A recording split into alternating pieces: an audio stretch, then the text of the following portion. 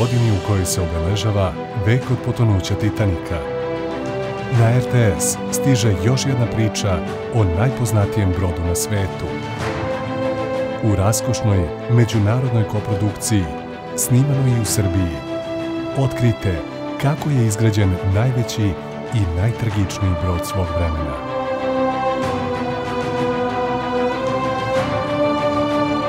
Derek Jacobi, Neve Campbell, Chris Knott i Kevin Zegers u seriji Titanic, Krv i čelik. Nedeljom u 23:15 samo na RTS-u.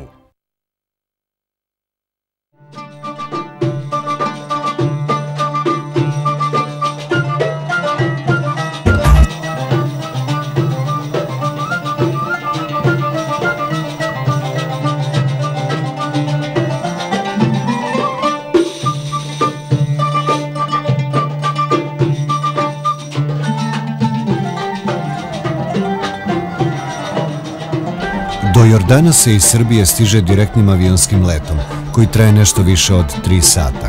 Kao i za sve bliskoistočne zemlje, leti se noću zbog visokih dnevnih temperatura. Oko ponoći smo stigli u Akabu. Uprkos činjenici da je moderni turizam osvojio skoro sve zemlje sveta i omogućio putovanja čak i u najzabačenije krajeve planete, neke zemlje Bliskog istoka su dugo, pre svega zbog političko-bezbednosne situacije, bile van turističkih tokova. Jordanija je zemlja Bliskog istoka, poznata po 2 mora, Mrtvom i Crvenom. Glavni grad je Aman, koji je zvanično najbezbednija prestonica Bliskog istoka. Grad se u doba Rimljana zvao, verovali ili ne, Filadelfija. Glavni grad Jordana prostire se na 7 brda. Ljudi su srdačni. Iako ne govore baš najbolje strane jezike, spremni su da pomognu. Cene su veoma povoljne. I ovde prodavci viču s ciljem da privuku kupce. Ipak, svi su veoma ljubazni. Jordan se graniči sa Sirijom, Irakom, Saudijskom Arabijom, Izraelom i Palestinom. Izlazi na Crveno more preko zaliva Akaba. Na istoku je pustinja. To je čarobna zemlja sa čudesnim oazama, šljaštećim gradovima i zaboravljenim civilizacijama između beskraje pustinje i večnosti ljudskih kultura. Istorija Akabe počinje 1965. godine, kada je tadašnji kralj Husein zamenio 6000 kvadratnih metara za 12 km obale. Od tada je to postala velika turistička destinacija, jedina luka, a priče o svetskim putnicima počinju 35 godina kasnije. Za Jordan kažu da je kraljevina iz bajke. Od kraja 4. pa sve do 7. veka hrišćanstvo je na njenom tlu bilo dominantna religija. Ne treba zaboraviti činjenicu da je prelazak preko Crvenog mora označio kraj izraelskog ropstva u Egiptu, što se smatra prekretnicom u sudbini tog naroda. Vekovima je bio glavna tačka na putu od Rima, Grčke i Egipta preko Sirije i Saudijske Arabije ka Dalekom istoku. Put je lako mogao da se nađe po opojnom mirisu tamjana, začina, parfema i meke svile. Turistički trougao Akaba, Petra i Vadirom. Najveći broj turista danas dolazi u Akabu zbog prelepog Crvenog mora i njene bogate i burne istorije. Najmoderniji hoteli niču duž obale, plaže su prelepe, sunce je u izobilju, a odatle se mogu posjetiti zanimljiva mesta u Južnom Jordanu. U gradu je mnogo hotela, neki su na samo 500 metara od obale. Uglavnom, svi imaju privatnu plažu, nekoliko otvorenih bazena i brojne restorane, noćne klubove. Obezbeđen je besplatan hotelski parking, sobe su dobro opremljene sa mnogo svetla. Gosti mogu da uživaju u bogatoj i raznovrsnoj kuhinji. Taksisti najčešće ne koriste taksimetar, već traže fiksno 50 jordanskih dinara, ali može jeftinije. Na primjer, $5 je sasvim dovoljno za svaku vožnju u gradu. Građani su uglavnom bili Palestinci iz Gaze, ali su razvojem turizma i struktura stanovništva prošarala. Sam grad je skroman, ali ima sve što vam treba. Restorane, poštu, banke, menjačnice, prodavnice. Što se tiče obale, oni koji očekuju šetnju pored mora, kao u tipičnim mediteranskim gradićima, razočaraće se. Gotovo čitava obala je opasana hotelima, a da biste se na njihovim plažama kupali, a niste gost, morat ćete da platite ulaz. Akaba nudi restorane sa specijalitetima gotovo za svačiji ukus, dok ćete i pivo moći da gasite letnju žegu, jer nisu toliko striktni po pitanju točenja alkohola kao u susednoj Siriji, na primjer. Islam predstavlja zvaničnu državnu religiju i obuhvata oko 93% stanovnika Jordana.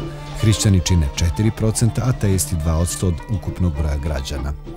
Ali veći izazov izaći na otvorene pijace Akabe. Neki začini su poznati, ali je, ruku na srce, više onih nepoznatih. Na tim otvorenim pijacama, osim trgovine, obavljaju se i svakodnevni razgovori, rodbinski, komšijski, ali i poslovni, i to uz kafu sa kardamonom ili neki od 100 vrsta čajeva, čak i onim od sušenog limuna. Može se kupiti čak i sveža morska riba, ali ipak je sigurnije u restoranu ili hotelu. Nema greške ako se kupuje osvežavajući sokovi ili egzotični kokteli. Iako se voda iz česme ne sme koristiti, flaširana se prodaje na svakom koraku i krajnje dobronamerno vam savjetuju da je pijete što više. I jedan detalj. Ako kupujete konzerve pića i tražite na engleskom, cena je 3 jordanska dinara, a ako to zatražite na arapskom, naravno cena je 1 dinar. Inače, službeni jezik je arapski, ali se lako može sporazumjeti na engleskom ili nekom drugom jeziku, ali ne i na srpskom, jer naši turisti su tek nedavno otkrili ovu kraljevinu. Iz Akabe se do kamenog zaboravljenog grada Petre i do pustinje Vadi Rum stiže lako i relativno brzo. Imaju dobre puteve, bar po 2 trake, sa dobrom signalizacijom. Akaba je postala poznato turističko mesto i pruža mogućnost da se uputite na jednodnevni ili na dvodnevni izlet do Amana, glavnog grada Jordana, do Mrtvog mora, do Madabe, grada Mozaika i do planine Nebo, odakle je Mojsije gledao obećanu zemlju. U jednom danu se mogu vidjeti značajne znamenitosti grada, ali morate da znate da je celodnevna šetnja u julu ili avgustu veoma naporna zbog visokih temperatura.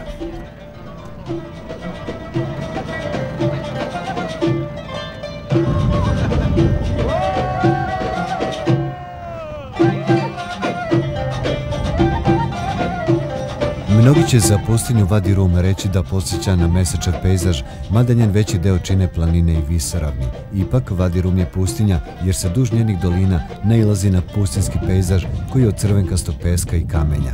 Sastavni kolorit su i strma, vertikalna brda, do kojih dospevaju uzani kanjoni i tesnaci. Pustinju Vadi Rum proslavio je pukovnik i arheolog Lorenz od Arabije, kojim je ovo čudesno mesto bilo skrovište i sklonište za vreme Prvog svjetskog rata. Ova pustinja nalazi se na prostoru od 100 kvadratnih kilometara i verovali ili ne, ona je prirodno bogatstvo Jordana, nalazi se na samo 300 kilometara od Amana. Inače, beduini koji žive ovde su potomci antičkih plemena. Oko 5000 ljudi danas živi u Vadi Rumu, među kojima dominiraju beduinska plemena. Izuzetno su gostoljubiva i kad se već krenu razgledanje pustinje, treba obavezno posjetiti neke od šatora beduina. Turisti su tada u prilici da spoznaju mnoge njihove običaje i karakteristike. Jedno od plemena je zaduženo za razvoj turizma u pustinji, koja se može razgledati džipovima ili na kamilama.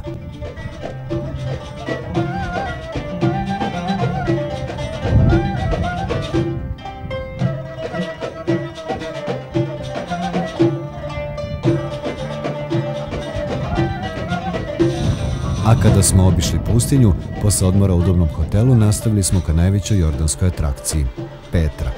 Vekovima postoji, mnogi su pokušavali da je osvoje. Za zapadni svet Petra je zaista bila izgubljeni grad. Do sredine 80. godina prošlog veka ovdje su živeli beduini. Oni su isiljeni, ali su i dalje tu, na poslu. Nude prevoz turistima na konjima, kamilama ili magarcima. Veoma su duhoviti i spremni su da spuste cene prevoza. Neka taksi vozila opremljena su i zvučnicima, pa tako se na magarcu možete popeti do Ed-Deira slušajući muziku. Šalu na stranu, na početku puta koji vodi ka ovom prelepom zdanju stoji upozorenje da nije preporučivo ići bez vodiča, tako da većina turista ide sa vodičima. U jednom pravcu sa kraćim pauzama hoda se i čitav sat, a u povratku i duže jer se ide uzbrdo. Do kamenog grada se pešači kroz klisuru dugu više od 1 kilometra. Uzan, krivudav put koji vodi do Petre je kanjon Sik. Čak i pre nego što se dođe do njega ima nekoliko, kako kaže vodič, nezavisnih grobnica. Kroz hladan i mračni tesnac gde se jedva probijaju sunčevi zraci stvara se kontrast. Iznenada, stenovita klisura se otvara i vidi se najpoznatiji spomenik u Petri, riznica Al-Kazneh. Izgubljeni kameni grad Petra nalazi se na 130 km od Akabe, jedine luke u Jordanu. Godinama je bio skrivan i vekovima niko nije znao da on uopšte postoji. Beduini iz ovih krajeva smatrali su da ovde postoji neprocenjivo faraonsko blago, zato javnost nije imala pojma šta se nalazi iza ovih kamenih zidina. Sve do 1812. godine, kada je švajcarski istraživač Burkhard Ludwig otkrio sve ovo. On se prerušio u Arapina i prošao pored Beduina i otkrio svetu ovo neprocenjivo blago. Jedan od najelegantnijih ostataka antike je urezan čvrstim stenama na planini sa strane i stoji preko 40 metara visoko. Iako je služio kao kraljevska grobnica, riznica je dobila ime po legendi koja kaže da su gusari krili svoje blago tu u ogromnoj kamenoj urni. Ovo je nekada bio veliki grad. Naseljavali su ga nabatejci. Sada su ovde grobnice. Ovi veličanstveni mauzoleji predstavljaju kapiju Petre, mrtvog grada kome nijedan veliki osvajač nije odoleo. Kroz stubove prikazan je helenski kalendar. Na crtežima su oslikane Amazonke, a u blizini je i statua egipatske boginje Izide. Petru sa razlogom nazivaju slagalicom svetske kulture. Petrine znamenitosti se u svom najboljem izdanju vide rano ujutro i u kasno popodne, kada sunce zagreva raznobojno kamenje. 1985. godine UNESCO je Petru uvrstio u svetsku kulturnu baštinu. Slavu ovog grada proneo je film Indiana Jones i posljednji krstaški ratnik.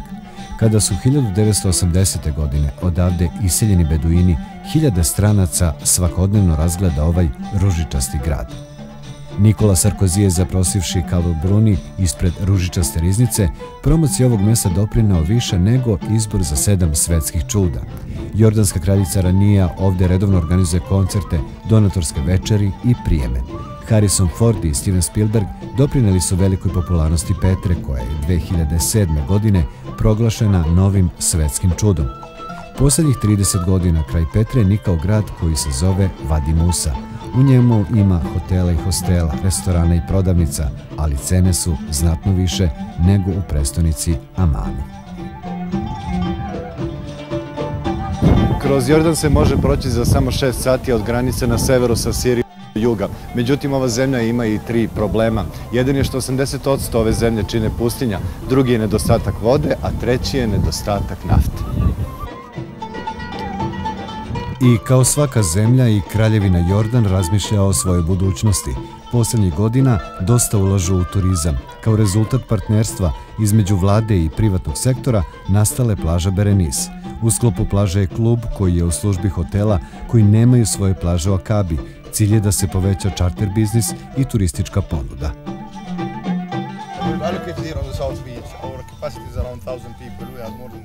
Ovo je južna plaža. Imamo više od 1000 ležaljke, možemo da smestimo više od 1000 ljudi ovde.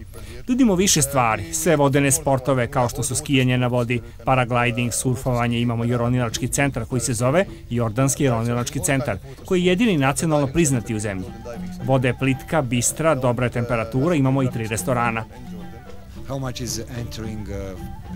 Ulaz za jedan dan uz prevoz iz bilo koje hotela iz Akabe, korišćenje peškira i svih kapaciteta je oko 10 evra.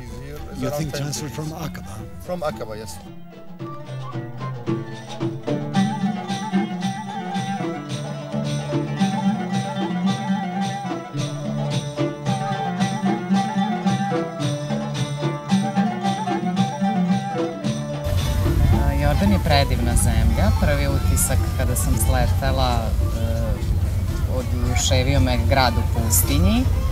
Ljudi su jako gostoljubljivi, hoteli su predivni.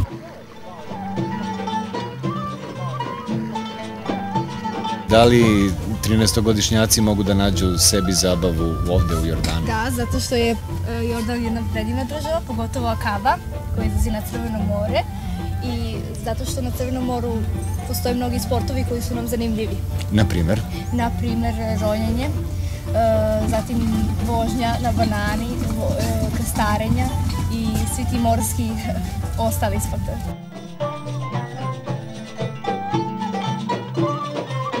Prema zvaničnim podacima, Jordanu je 2010. godine